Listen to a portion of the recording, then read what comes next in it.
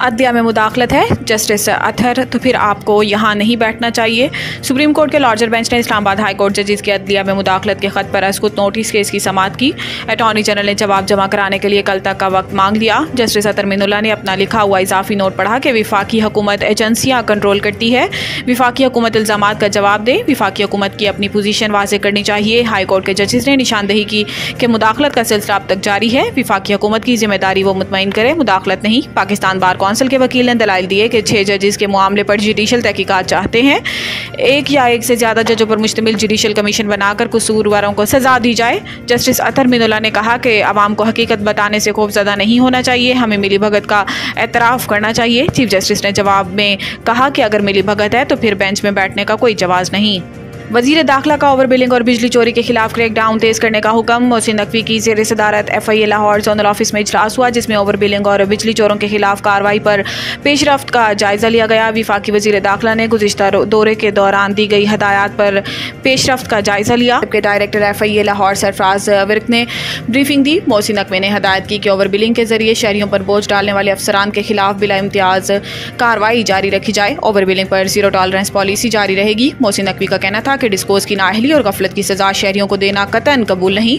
बिजली सार्फिन को over billing में रिलीफ देना तरजीह है। वज़ीर दाखिला ने बिजली चोरों के खिलाफ कार्रवाई जारी रखने का हुक्म देते हुए कहा कि बिजली चोरी में मुलविस सरकारी अमले के खिलाफ भी बिला तफरीक एक्शन लिया जाए।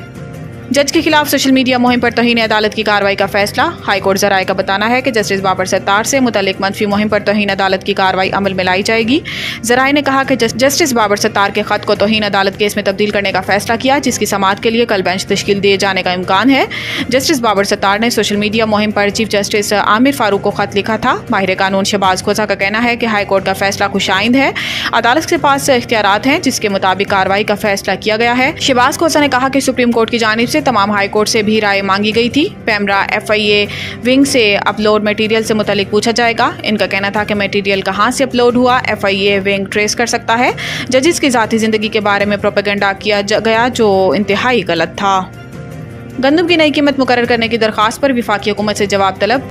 अदालत आलिया लाहौर में गंदम की नई कीमत मुकर्रर करने के लिए दायर की गई मुतफर्रिक दरख्वास्त पर समाअत जस्टिस अली बाकर नजफी की सरबराही में 2 रुकनी बेंच ने की, जिसमें दरख्वास्त गुजार के वकील एडवोकेट बिलाल अहमद की जानिब से मौक़िफ़ इख्तियार किया गया कि विफाकी हुकूमत ने 40 लाख मीट्रिक टन गंदम होने के बावजूद 35 लाख टन गंदम बाहर से दरामद की। हाई कोर्ट में दायर दरख्वास्त में मजीद कहा गया है कि विफाकी हुकूमत के गंदम दरामद करने से कौमी खजाने को $1 अरब का नुकसान हुआ।